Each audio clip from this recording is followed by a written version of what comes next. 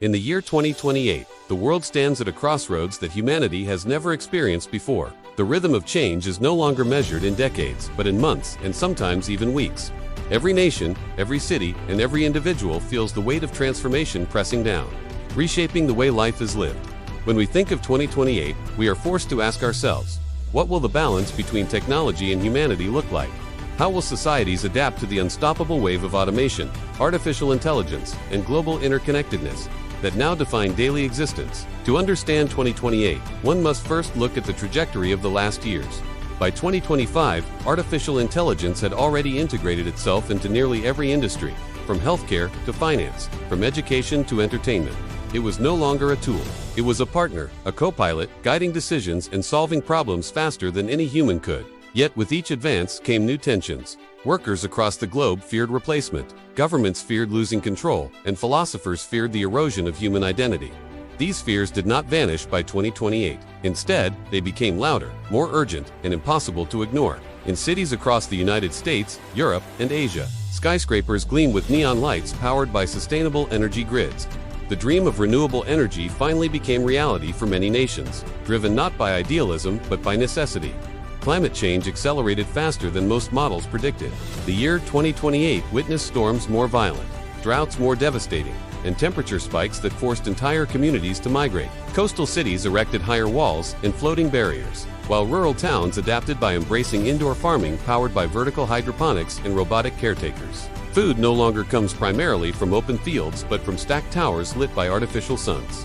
For many, the taste of vegetables and fruits in 2028 feels both futuristic and oddly synthetic, as genetically engineered crops dominate shelves. Still, hunger remains an issue. Distribution, not production, has always been the world's challenge. And in 2028, political conflicts over who gets access to food and water are more intense than ever before. Technology provides solutions, but at a cost. Surveillance is no longer confined to cameras mounted on street corners. By 2028, drones patrol neighborhoods silently, their wings buzzing faintly as they scan for signs of unrest, crime, or even unauthorized gatherings.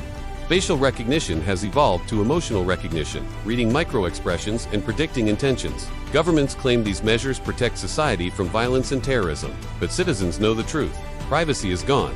Every step, every word, every glance may be recorded and analyzed. For some, this brings comfort, a sense of safety in an unpredictable world. For others, it is suffocating, a reminder that freedom has boundaries defined not by laws but by algorithms. And yet, resistance grows. Protesters in Europe march against the silent eye in the sky. In Asia, underground networks of digital rebels create tools to mask identities. In South America, communities retreat into analog lifestyles, abandoning phones and online connections, living off the grid to reclaim control. Meanwhile, artificial intelligence in 2028 is no longer a distant entity. It speaks, it listens, it negotiates, and in some cases, it governs. Local municipalities experiment with AI mayors, digital systems that analyze public opinion, budgets, and resources to make decisions supposedly free of corruption and human bias.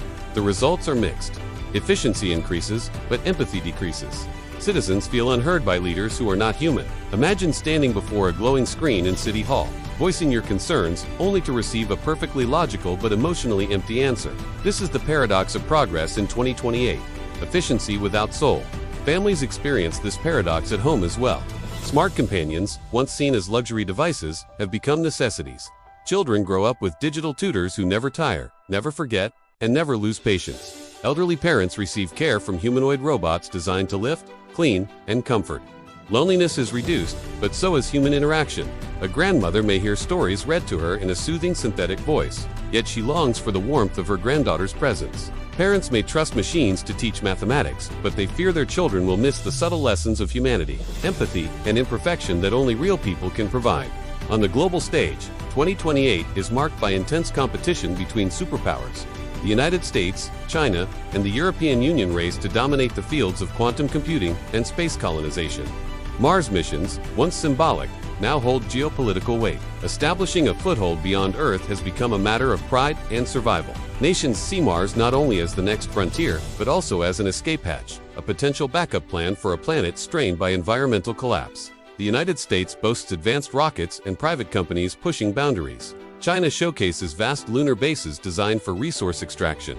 Europe emphasizes sustainability, proposing cooperative models to avoid repeating Earth's mistakes on other planets.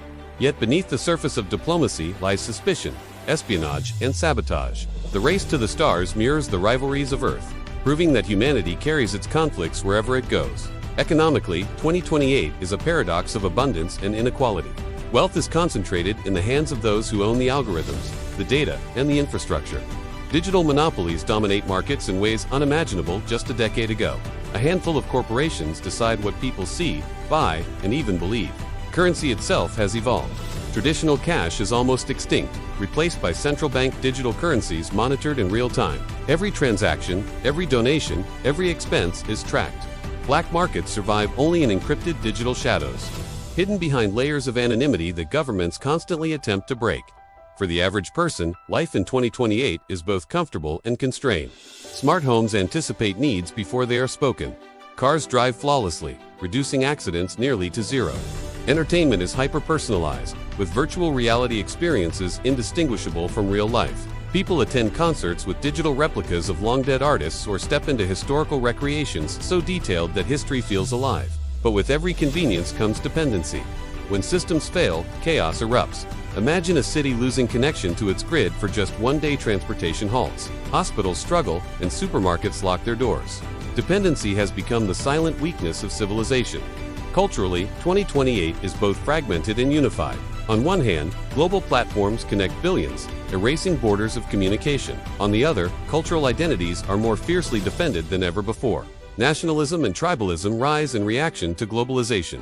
Languages once in decline find revival through digital preservation, while at the same time, English, Mandarin, and Spanish dominate global discourse. Music, fashion, and art reflect this tension.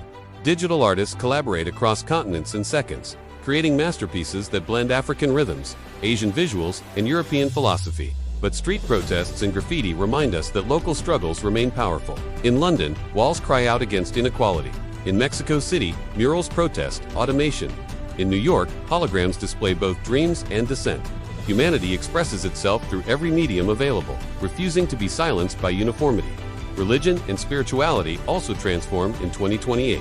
Traditional faiths adapt to digital congregations where millions gather in virtual temples, mosques, and churches. Spiritual leaders stream sermons into augmented reality glasses, appearing in living rooms as if physically present. Yet alongside traditional beliefs, new movements arise, worshiping technology itself. For some, artificial intelligence becomes a deity of logic and guidance, replacing ancient texts with algorithmic wisdom. Critics warn this is dangerous, a surrender of free will to systems that cannot truly understand love, sacrifice, or divinity. Still, people seek meaning, and in a world dominated by uncertainty, they find it wherever they can. Education undergoes perhaps the most radical shift by 2028. Universities exist more in digital realms than on physical campuses. Students attend holographic lectures taught by experts from around the world, sitting in classrooms where their peers are avatars from every continent. Exams are monitored by AI, ensuring honesty but eliminating spontaneity. Knowledge is abundant, but wisdom is harder to cultivate. Teachers struggle to instill critical thinking when answers are always a voice command away. Employers demand not just knowledge but creativity, adaptability, and emotional intelligence, the very qualities machines struggle to replicate. By 2028, the line between reality and simulation is almost gone. Virtual reality no longer requires bulky headsets. It is projected directly onto the senses through neural interfaces. People live part of their lives in digital worlds where they can be whoever they want, free from the limitations of the physical body. For some, this is liberation. For others, it is escape. Addiction to virtual experiences rises, leaving real communities fractured as people choose simulated perfection over messy reality. Governments attempt regulation, but the allure of digital utopias is too strong. And so, as 2028 unfolds, humanity faces a question more profound than any before. What does it mean to be human in an age where machines think, act, and even feel alongside us? Is progress measured by how advanced our cities become, or by how deeply we preserve compassion, freedom, and identity? The answer is not clear. The year 2028 is a mirror, reflecting both our triumphs and our failures, our hopes and our fears. It is a reminder that the future is not something that happens to us, it is something we shape with every decision, every innovation, and every act of resistance. Whether 2028 will be remembered as the dawn of a golden age or the threshold of collapse depends not on machines but on humanity itself. And as you watch this unfold, remember, the story of tomorrow is written not just by technology, but by you, by me, by all of us together.